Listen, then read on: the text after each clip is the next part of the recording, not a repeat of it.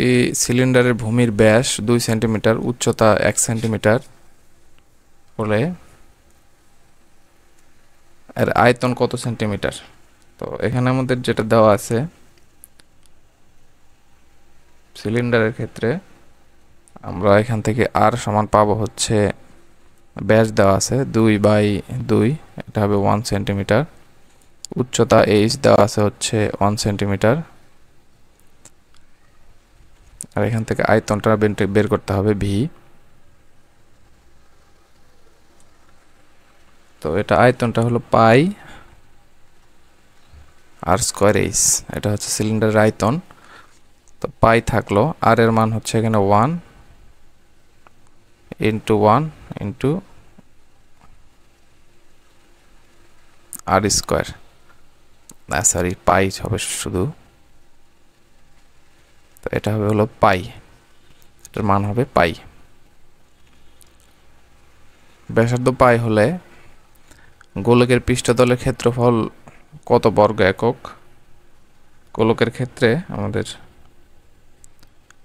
পৃষ্ঠতলের ক্ষেত্রফল 4 পাই আর স্কোয়ার, 4 পাই আর স্কোয়ার।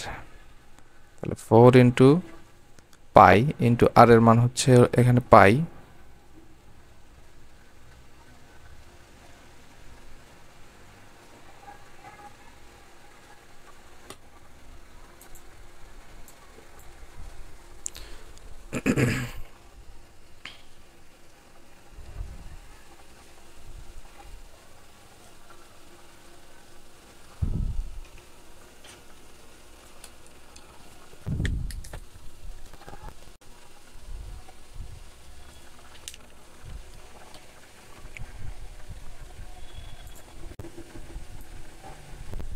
এখানে দেখো আমাদের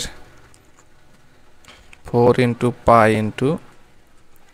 পাই স্কোয়ার, তাহলে 4 পাই কিউব, এটা হবে হচ্ছে 4 পাই কিউব। 5 টাকার 4টি মুদ্রা একসাথে নিক্ষেপ করা হলে নমুনা বিন্দু কয়টি হবে? 5 টাকার 4টি মুদ্রা, তাহলে 5 টাকার মুদ্রার পিঠ থাকবে 2টা, আর মুদ্রা হচ্ছে 4টি মুদ্রা নিক্ষেপ করা হয়েছে, তার মানে হচ্ছে 2 টু দি পাওয়ার 4 হবে। এটা হচ্ছে পিঠের সংখ্যা, আর এটা হলো মুদ্রার সংখ্যা বা কয়বার নিক্ষেপ করা হলো। 4টি মুদ্রা একবার নিক্ষেপ করা যে কথা, একটি মুদ্রা 4 বার নিক্ষেপ করা একই কথা। তাহলে এটা হবে হচ্ছে 2 টু দি পাওয়ার 4 মানে হলো 16। 3 into 27 to the power x equal to 9 two the power x plus 4 হলে এর সঠিক সমাধান কোনটি? তো এটা হচ্ছে তোমরা ক্যালকুলেটর দিয়ে করতে পারবা। এখানে যদি 3 into 27 to the power x, alpha first bracket x উঠলো, এখান থেকে নামতে হবে, নামলাম আলফা, এই ক্যালকুলেটিভ দিলে ইকুয়াল আবার 9 two the power x plus 4।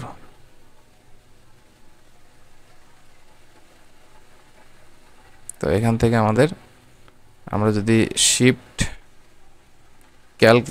ক্যালকে চাপ দেই, শিফটে চাপ দিয়ে ক্যালকে চাপ দিই, তাহলে x ইকুয়াল টু 24 হবে।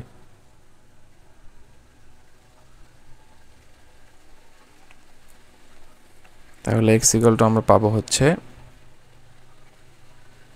24।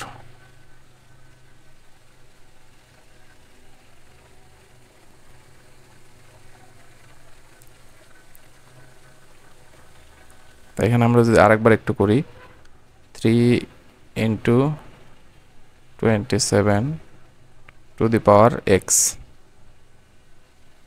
x ইকুয়াল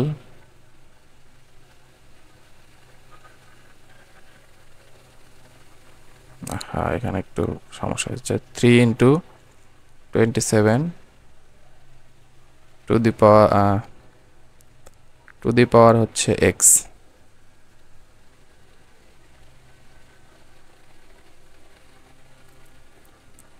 ইকুয়াল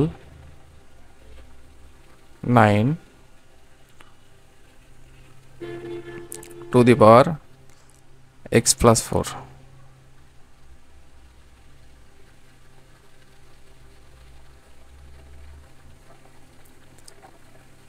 তো এখান থেকে আমরা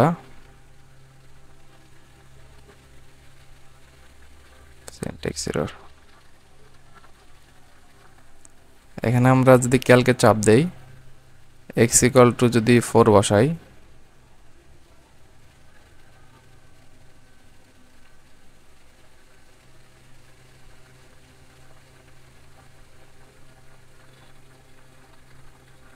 এখান থেকে আগে নামতে হবে। এখানে ক্যালকে চাপ দেই এক্স ইকুয়াল টু যদি 4 বসাই, এখানে একটু সমস্যা আছে মনে হচ্ছে। আমরা এটা একটু হাতেই সমাধান করি। 3 ইন্টু 27কে লেখা যাবে হচ্ছে 27, যেহেতু 9 গুণন 3 3 নং 27 টু দি পাওয়ার এক্স, এটা ইকুয়াল টু লেখা যাবে হচ্ছে 3 square two the power x plus 4। তাহলে এখান থেকে আমরা পাবো হলো 3 ইন্টু 9কে লেখা যাবে হচ্ছে 3 to the power whole square 2x into 3 to the power x equal to 3 to the power 2x plus 8। তাহলে এখান থেকে আমরা সর্বশেষ যেটা লিখতে পারবো সেটা হচ্ছে 3 to the power 2x 3x 3x আর একটা x 3x প্লাস 1, এটা ইকুয়াল টু লিখতে পারবো 3 to the power 2x plus 8। 3x plus 1 এটা ইকুয়াল টু হবে 3x 3 to the power 2x plus 8, মানে এই পাওয়ার আর এই পাওয়ার সমান হয়ে যাবে, বেস যেহেতু সমান।